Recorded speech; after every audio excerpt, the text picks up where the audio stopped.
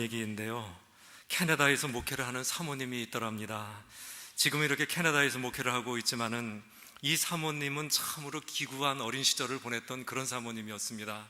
여러분들 많이 알고 있는 얘기인데 얼마나 이 기구한 인생을 보냈는지, 어떻게 사람이 이렇게까지 기구할까 할 만큼 어린 시절을 보냈습니다. 이 사모님의 아버지는 6.25 때 한국전쟁에 참전을 했던 미군 흑인 병사였었고, 어머니는 한국 기지촌에서 있었던 그런 여인이었었습니다. 그러니까 흑인 미군 아버지하고 한국인 어머니 사이에 태어난 그런 혼녀라였었습니다. 전쟁이 끝나자마자 아버지는 미국으로 도망가 버렸고 어머니 혼자 이 애를 길렀답니다. 기르다가 5살 때 버려버렸어요.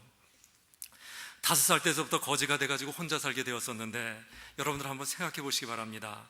6.25 한국전쟁이 갓 끝났을 그때 5살 먹은 어린애가, 그것도 흑인 혼녀라가 한국을 산다는 것이 어떤 것을 의미하는가를 한번 생각해 보시기 바랍니다. 정말로 세상에 있는 천대라고 하는 천대는 다 받았고, 그야말로 하루하루를 넘기는 것이 기적과 같았었습니다. 그렇게 살던 어느 날 길거리에서 2살짜리 어린애가 버려져 있는 것을 보았답니다. 그 애를 보는 순간 이 꼬마는 자기 생각이 났던 거예요. 나도 저렇게 버림을 받았는데. 그래가지고 그 애를 갖다가 안았습니다. 자기가 기르겠다는 것입니다. 5살 먹은 꼬마가 2살 먹은 어린애를 갖다가 안고 기르고 다녔습니다. 어느 날 이름도 모르는 시골에 가게 되었답니다. 동구 밖에 폭탄 맞아가지고 반이 부서진 그런 집이 있었는데, 거기서 그날 밤을 나게 되었었어요. 밤에 둘이 잠을 자는데 들쥐가 몰려들었답니다. 자기는 간신히 도망갔는데 이 2살짜리 아기는 거기서 쥐한테 물려 뜯겨서 죽고 말았습니다. 이때서부터 이 소녀는 누구도 믿지 않는, 이 세상에 누구도 믿지 않는 그런 사람이 되어버렸습니다. 어느 여름에는 콜레라에 걸렸습니다. 남의 집 담벼락 아래에서 가만히 하나 깔고 이게 누워서 죽기만을 기다리고 있는데, 그나마 제대로 죽을 수가 없어요. 여기서 죽지 말고 저 집 가서 죽어라, 저 집 가서 죽어라, 서로들 밀어내는 거예요. 그냥 또 죽지도 제대로 못하고 있는 것입니다. 지나가던 스웨덴 선명의 선교사한테 구원을 받게 되는데, 이 선교사가 세이브해가지고 치료를 해주고 그리고 고아원에 맡겼답니다. 고아원에서 살게 되었어요. 어느덧 9살이 되었답니다. 추운 겨울날이었는데 저 양지 바른 곳에 이렇게 서가지고는 해바라기를 하고 있었습니다. 그런데요, 저만치서 아주 좋은 세단이 미끄러지듯 스르르 다가왔어요. 미국인 부부가 내리는 것이었습니다. 하얀색 백인 미국인 부부가 내려가지고 이 고아원에서 양자를 구하겠다고 들어온 것이었습니다. 자기는 9살이기 때문에 해당 사항이 없어요. 그런데 흑인 혼혈아가 이렇게 서 있으니까 이 미국인이 다가온 것입니다. 머리를 쓰다듬어 주면서, 야, 너 참 예쁘구나, 이름이 뭐니? 그때 이 꼬마가 했던 리액션이 뭐였냐면 퇴하고 침을 받는 것이었어요. 꼬일 대로 꼬여가지고, 이 속이 꼬일 대로 꼬여가지고 그냥 그런 리액션이 나왔던 것입니다. 결국 이 부부한테 입양이 돼가지고 미국에 왔어요. 입양 와가지고 미국에 와가지고 첫날 느낀 것이, 이 꼬마가 첫날 느낀 것이 뭐였었냐면, 아, 사람은 하루에 3끼 먹고 사는 거구나. 처음으로 이걸 아는 거예요. 사람 3끼 밥 먹고 산다는 거. 그리고 또 하나 느낀 것이 뭐였었냐면, 내 방이 있어가지고 저녁에 등을 기댄다는 것, 이것이 그렇게 행복한 것이구나. 그거를 느꼈다는 것입니다. 미국에서 행복한 날을 살아가고 있는데 이것도 잠깐 사춘기가 되었어요. 이 사춘기가 되니까 마음에서 쓴뿌리가 올라오는데 견딜 수가 없는 거예요. 옛날 생각이 나요. 자기가 버림받아가지고 그렇게 천대받고 세상을 살았던 그 생각, 견딜 수가 없었어요. 나는 누구냔 말이냐, 도대체 나는 누구냔 말이냐, 도대체 어떤 인간들이 나를 갖다 이렇게 놔놓고는 이렇게 버렸단 말인가. 그러면서 그냥 엉엉 울면서 집어던지고 부수고 난리를 폈어요. 이런 마음을 붙잡아줬던 것이 뭐였었냐면 말씀이었습니다. 그래도 좋은 양부모를 만나가지고 주일학교를 다녔는데 그때 배웠던 말씀이 역사했던 것이었습니다. 이 말씀이 올라와가지고 이 쓴뿌리들을 갖다 처리하기 시작하는데, 얼마나 이 말씀에 능력이 있는지 이 마음을 갖다 녹여버려요. 쓴뿌리를 갖다 녹여버리는 거예요. 이 마음을 다 치료하는 것이었습니다. 내가 말씀을 지키는 것이 아니라 말씀이 나를 지켜줬던 거예요. 그런 것이었습니다. 여기서 마음을 잡고 공부를 했고 신학교에 갔답니다. 지금은 캐나다에 있는 백인 목사님을 만나가지고 결혼을 했고, 그래가지고 교회 사모님이 돼가지고 목회를 하고 있는데, 말씀이라고 하는 것이 이런 거라는 것입니다. 얼마나 능력이 있는지. 죽음 속으로 빨려 들어가는 나를 갖다 끄집어내가지고 이 끄집어내오는 그런 능력이 있고요, 으르렁거리면서 나한테 달려드는 그 마귀 새끼의 목을 그냥 날려버리는 것, 이것이 바로 말씀이라는 것입니다. 얼마든지 나를 지켜줄 수 있는 것, 이게 말씀이에요. 이게 말씀입니다. 오늘도 말씀은 말씀합니다. 복음에 합당한 삶을 살아라. 복음에 합당한 삶을 살아라. 이 말은 그런 말이 아니겠습니까? 말씀에 합당한 삶을 살아라. 이 말씀 아니겠습니까? 이제 여름 다 지나가고 가을이 오는데 정신 바짝 차려서 말씀 공부하고 말씀대로 살아라 라고 하는 얘기가 오늘 본문의 말씀이라는 것입니다. 여러분들 어떻게 하는 것이 복음에 합당하게 사는 것인가 묵상해 보시기 바랍니다. 복음에 합당한 삶을 산다고 하는 것은 여러분들 놀랍게도 죽음을 준비하는 삶이에요. 죽음을 준비하는 삶. 오늘 본문을 봤더니 이는 내게 사는 것이 그리스도니 죽는 것도 유익함이라 이렇게 되어 있는데, 내가 그리스도를 잘 믿고 있으니 까짓거 죽는 것도 괜찮다, 이런 얘기 아니겠습니까? 우리에게 소원이 있다면 건강하게 오래오래 사는 것입니다. 그래서 9988234라고 하는 말이 나오지 않았겠습니까? 건강하게 오래 살려고 하는 이 인간의 노력은 참으로 대단해가지고 우리는 점점 인간의 수명, 이 평균 수명이 점점 길어졌답니다. 이 조선 때는 우리의 평균 수명이 40살이었었어요. 그런데 지금 80살까지 가지 않았습니까? 이렇게 우리 인간의 평균 수명은 갈수록 늘어나고 있다는 것입니다. 텍사스 주립대학의 스티븐 오스텍 교수가 연구를 했어요. 아주 오랫동안 연구를 하고는 이게 논문을 발표했는데, 앞으로 30년 안에 인간의 수명을 30%를 늘릴 수 있는 그런 약이 나온답니다. 그래가지고 그때는 웬만한 사람들은 150살까지 산다는 거예요. 여러분들 지금 간당간당 하시는 분들은 조금만 버티세요. 조금만 버티면 그냥 150살까지 사는 날이 오니까 조금만 버티시기 바랍니다. 그런데요, 오늘 우리가 생각해야 될 것이 뭐냐면, 아무리 그래도 우리 인생은 죽는다는 거예요. 죽는다는 것입니다. 아무리 과학이 발달하고 아무리 의학이 발달한다 하더라도 결국은 우리 죽어요. 죽음이란 남의 얘기가 아니라 내 얘기고, 언젠가는 저 장례식의 주인공이 바로 내라는 거고, 그 장례식에 있는 그 영정사진이 내 사진이라는 것입니다. 여러분들 어저께인가 우리 구봉서, 코미디언 구봉서가 이제 죽었어요. 죽어가지고 장례식을 하는데 그분은 90세까지 살았더라고요. 장례식을 하고 있는데요, 그 얘기가 남의 얘기가 아니더라고요. 우리 얘기예요. 우리가 그렇다는 것입니다. 이렇게 우리는 죽는데, 죽을 때 죽더라도 우리가 해결해야 하는 것이 있더라는 거예요. 죄의 문제, 어떤 식으로든지 이 죄의 문제는 해결돼야 된다는 것입니다.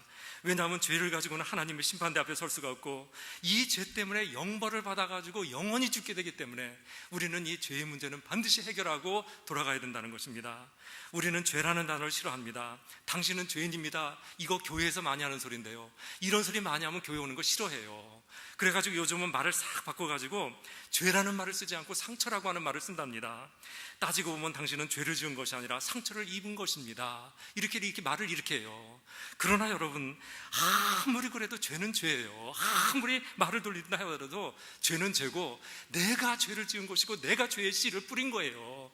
내가 죄를 졌기 때문에 이 세상이 죄를 받고 벌을 받고 같이 저주를 받고 그렇게 되고, 마침내 그 죄찜에 늘려가지고 우리 모두가 죽는 것 아니겠습니까? 그렇기 때문에 이것이 죄인데, 이런 죄의 문제를 풀지 않으면 죽음의 문제를 풀 수가 없고, 이 죄의 문제를 풀지 않으면 우리는 편하게 죽을 수가 없다는 것입니다. 죄의 문제를 풀 수 있는 방법 하나밖에 없지 않습니까? 어디를 다 뒤져봐도 죄의 문제를 해결할 수 있는 방법 하나밖에 없어요. 믿느냐 안 믿느냐, 믿음이 있느냐 없느냐, 예수를 믿었느냐 아니 믿었느냐, 이거밖에는 방법이 없는 거예요. 지금 우리가 죽는다면요, 이 자리에서 우리가 죽는다면 우리가 갈 곳은 둘 중에 하나밖에 없습니다. 천당을 가든지 지옥을 가든지 둘 중에 하나밖에 없는데, 이것도 역시 예수님을 믿었느냐 안 믿었느냐, 여기에 달려있는 거 아니겠습니까? 92세에 세상을 떠난 할아버지가 있었어요. 다 불러가지고 유언도 목사님 불러다 기도도 했답니다. 종료례도 다 마쳤어요. 이제 숨이 차서 힘들어합니다. 아내가 옆에 있다가 여보 이제 그만하고 가세요. 그랬더니 그래야 되겠지 그러면서 콕 하고 죽더래요. 죽어버렸습니다. 겁 하나도 안 내고 그래야겠지 그러면서 이렇게 죽을 수 있는 것은 믿음이 있었기 때문에 그런 거 아니겠습니까? 살아생전에 내가 예수님 잘 믿었으니까 천당이야 따놓은 당산 아니냐, 이런 믿음이 있었기 때문에 이렇게 그냥 그렇게 죽을 수가 있었던 것입니다. 그 옆에 임종을 지켰던 목사님이 하시는 말씀이, 여러분들 제발 죽을 준비 좀 하십시오. 그렇게 설교를 했다고 그러는데요, 여러분들 한번 돌이켜 보십시오. 여러분들의 일생을 돌이켜 보십시오. 여러분들 그동안 잘 사셨습니까? 정말로 잘 사셨습니까? 그동안 산 것도 시원찮은데 죽는 것만큼은 화끈하게 잘 죽어야 되는 거 아니겠습니까? 그거 아닙니까? 사람이 한 번 죽는 것은 기정사실인데 나는 아직 아니지, 이러고 있으니까 고생하는 거예요. 그러니까 고생하는 것입니다. 어차피 죽는데요, 여러분들 죽을 준비 잘 하시기 바랍니다. 예수님 영접하고 예수님 잘 믿어가지고 구원을 딱 확보해 놓고 있다가 죽음이 찾아오면 웃으면서 죽을 수 있는 저와 여러분이 다 되자는 것입니다. 이 죽을 준비 잘하는 것, 이것이 바로 복음에 합당한 삶이라는 것을 다시 한번 아시고 죽을 준비 잘하시는 저와 여러분들 다 되시기 바랍니다. 두 번째로 복음에 합당한 삶이라고 하는 것은 뭐냐면 우리가 살아있을 때 하나님을 위해서 위대한 작품을 한번 만들어 보는 거예요. 이것이 잘하는 것입니다. 조금 전에 죽을 준비 잘해가지고 잘 죽자 그렇게 얘기를 했는데, 우리가 죽을 준비 잘해가지고 죽는 거 중요한 것입니다. 그렇다면 살아있을 때는 어떻게 합니까? 살아있을 때는 뭔가 해야 되는 거 아니겠습니까? 바로 이렇게 살아있을 때 하나님을 위해서 위대한 계획을 세우고, 그리고 그 하나님을 위한 그 위대한 계획을 이뤄드리는 것, 이것이 복음에 합당한 삶이고 이것이 잘 사는 인생이라는 거예요. 오늘 본문을 봤더니 사도 바울이 이렇게 얘기를 해요. 내가 그 두 사이에 끼었으니, 어디 두 사이에 끼어 있대요.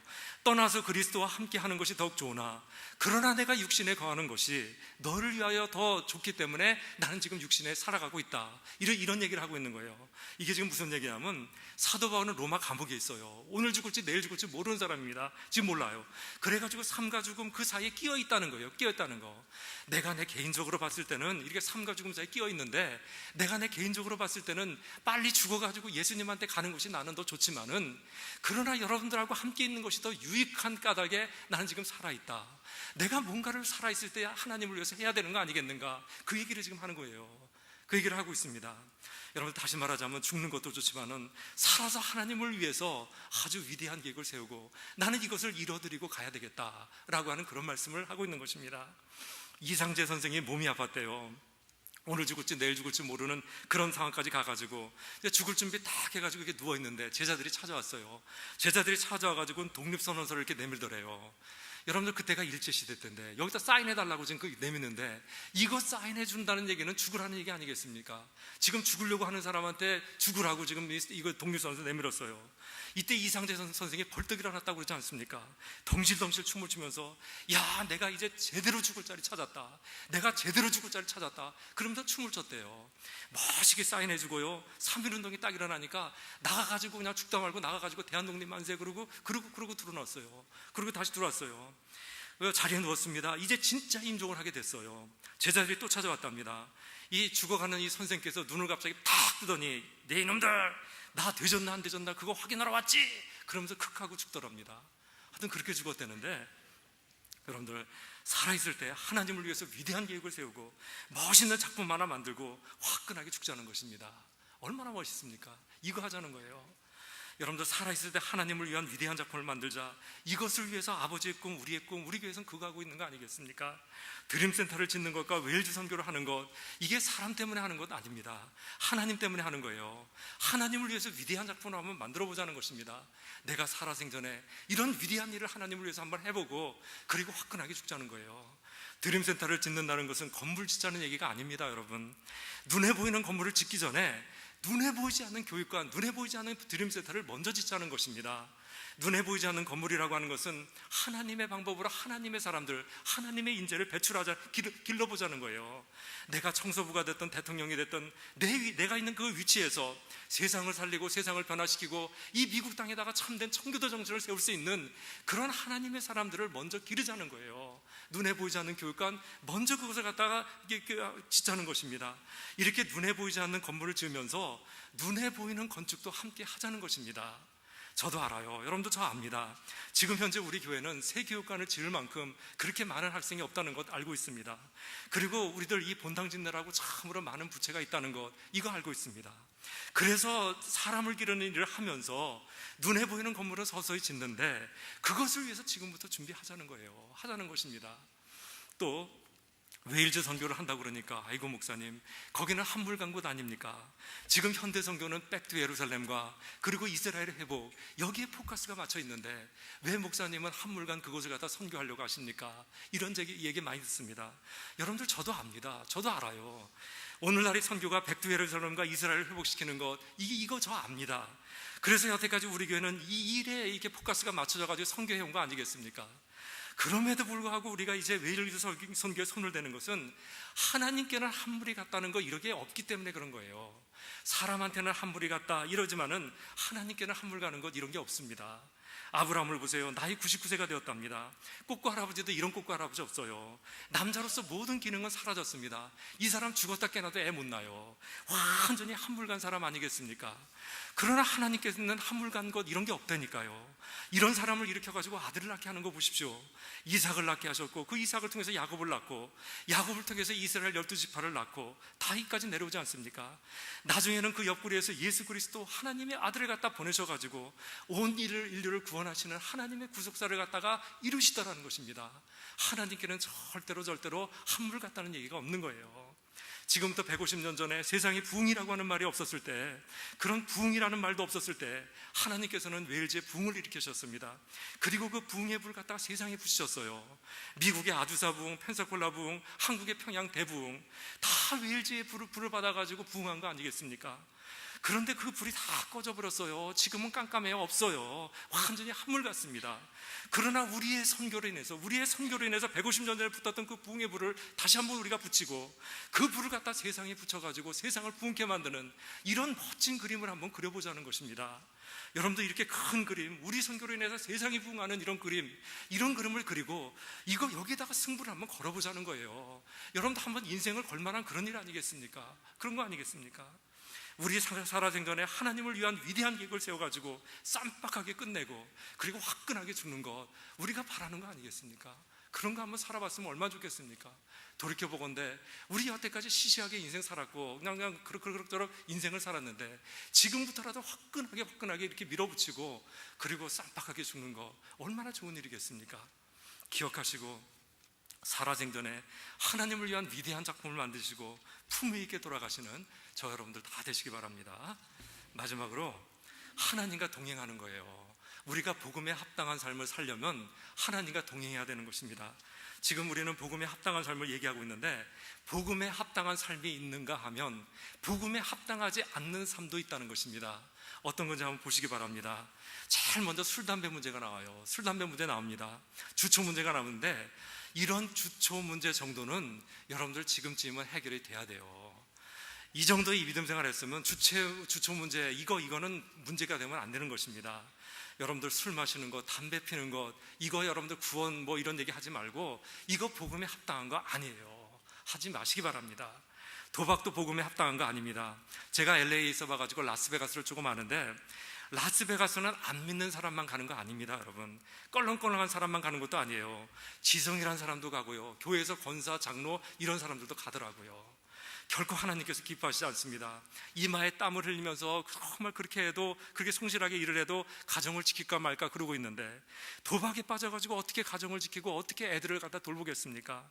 잔뜩 긴장해가지고 이거 한 번만 터뜨리면 이러고 있는데, 그 한 번을 위해서 못할 짓 하는 거 봤습니다. 애한테 사준 컴퓨터 그거 들고 나와가지고 팔아먹는 아버지나 봤어요. 그런 사람도 있습니다. 도박에 빠지는 것, 이거 복음에 합당한 삶 아닙니다. 마약도 있어요. 마약이 로마를 망하게 했듯이 마약이 미국을 망하게 한답니다. 처음에는 어른들 사이에 들어왔어요. 그러다가 고등학교, 중학교 내려갔고요, 청소년 문제가 돼버렸는데, 지금은 한국 사람들이 딜러하는 것도 있습니다. 이것 역시 복음에 합당한 삶 아닙니다.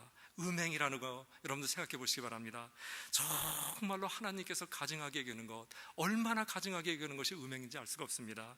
왜 이웃집 여인을 쳐다봅니까? 여러분들 이거 참 중지해야 되는 것이고, 동성연애라고 하는 것도 그렇습니다. 동성연애에 대해서 많은 사람들이 이런 얘기합니다. 당신들이 소수민족으로 미국 와가지고 보호를 받지 않고 있는가? 그렇게 소수민족으로 보호받듯이 성소수자들도 보호를 받아야 됩니다라고 그렇게 얘기를 해요. 맞는 얘기입니다. 성소수자들, 이 사람들의 인격도 우리가 존중해야 되고, 이 사람들의 인권도 지켜줘야 됩니다. 이들도 보호를 받아야 됩니다. 그들도 하나님의 구원이 대상이 되는 것이고, 하나님 사랑의 대상이 되는 것입니다. 그러나 여러분, 보호는 보호고 틀리는 것은 틀린 거예요. 얼마든지 보호하고 얼마든지 인권을 지켜주지만은 틀린 것은 틀린 것입니다. 틀린 거예요. 복음에 합당한 것 아닙니다. 난폭한 성격이 있어요. 언제 터질지 모르는 폭탄처럼 그냥 이래도 싫고 저래도 싫고 그냥 터질 기회만 보고 있는데, 이런 난폭한 성격, 여러분들 집중적인 성격 기도로 끊어요. 또 생각해 보시기 바랍니다. 하여튼 그 부정적인 성격을 가지고 있어가지고 뭐든지 안 된대. 야, 해보지도 않고 안 된다고 그래요. 자기가 안 된다고 그랬으니까 안 되는 이유만 찾아요. 그런데 그 이유가 기가 막힌 이유를 찾아요. 참 찾습니다. 결국 아무것도 못합니다. 아무것도 못합니다. 늘 제가 하는 말씀이지만은 정말 이 세상이라고 하는 것은 된다 하니까 하는데 안 된다 하면서 글을 한다면 그게 되겠습니까? 안 되는 거예요. 부정적인 성격 빨리 고쳐야 됩니다. 복음에 합당한 성격 아니에요. 여러분들 여호수아와 갈렙을 한번 보시기 바랍니다. 12명의 정탐꾼들이 가나안 땅에 들어가가지고 정탐을 했어요. 다른 사람들은 안 된대요. 10명의 사람들이 안 된대요. 저들은 이따만하고 우리는 요만한데 우리는 메뚜기 같아가지고 도저히 안 된다는 것입니다. 그러나 여호수아와 갈렙은 된다고 그러지 않습니까? 하나님이 우리와 함께 하시니 우리는 얼마든지 할 수가 있다고, 얼마든지 할 수가 있다고. 결국 약속의 땅에 들어간 사람은 이들 뿐이었었어요. 복음에 합당한 삶을 살았다는 것입니다. 아버지의 꿈, 우리의 꿈, 여러분들은 안 된다는 생각이 들 때마다 기도하시기 바랍니다. 기도하시기 바라요. 여호수아와 갈렙의 마음을 달라고, 그 마음을 좀 달라고 그렇게 기도하시기 바랍니다. 이거 되는 거예요. 되는 것입니다. 이렇게 복음에 합당하지 않는 삶이 있는데 이런 삶을 살지 말고 복음에 합당한 삶을 살라는 것입니다. 그렇게 하려면 하나님과 동행해야 돼요. 우리가 하나님과 동행하기만 하면 얼마든지 복음에 합당한 삶을 살게 되는데, 한국에서 사모님들 수련회가 있었어요. 이번 몽군포에서 이 몽군포에 모여가지고 수련회를 하는데 강사님이 사라라고 하는 80순 노모 8순의 권사님이셨어요. 그런데 이 권사님은 얼마나 아름다운지 8순의 권사님 얼굴이 성령님으로 화장을 한 것 같습니다. 그렇게 얘기를 해요. 사모님들이 모두가 다 입을 모아서 하는 말이 우리도 저렇게 늙고 싶습니다 그러더라고요. 여러분들 그 비결이 뭐냐면 어머니의 교육 때문이었대요. 어머니가 교육을 시키기를, 사라야, 예수님께서 네 손을 잡고 있다는 것을 5분 이상 잊어버리면 죄를 짓는단다. 바로 이 한마디가 이 8순 권사님의 얼굴을 천사같이 만들었다는 것입니다. 세상에서 가장 좋은 것은 하나님이 나와 함께 하심이고, 하나님께서 동행만 하신다면 얼마든지 능력 주신 자 안에서 우리는 모든 것을 할 수가 있고 얼마든지 복음에 합당한 삶을 살 수 있는 것입니다. 하나님과 동행을 사모하시는 저와 여러분들 다 되시기 바랍니다. 이것이 오늘 본문 말씀인데 여러분들 오늘 말씀을 좀 기억하시면서 이 변화많은 세상, 차면야 저만큼 내려가는 이 세상 속에서 정신 바짝 차려가지고 말씀에 합당한 삶, 복음에 합당한 삶을 사시기 바랍니다. 무엇보다도 여러분들 살아있을 때 하나님을 위해서 위대한 계획을 세우고 하나님을 위해서 위대한 작품을 만드시는 저 여러분들 다 되시기를 주님의 이름으로 축원합니다. 우리 하나님 참으로 감사합니다. 오늘 내리신 말씀도 저희들이 신비의 세력이 있을 수 있도록 허락하시기를 기도합니다. 살아있을 때, 내 코끝에 호흡이 남겨있을 때 최선을 다해서 하나님을 위해서 위대한 계획을 세우고 하나님을 위해서 위대한 작품을 만드는 우리 될 수 있도록 하나님 인도해 주옵소서. 예수님의 이름으로 기도합니다. 아멘.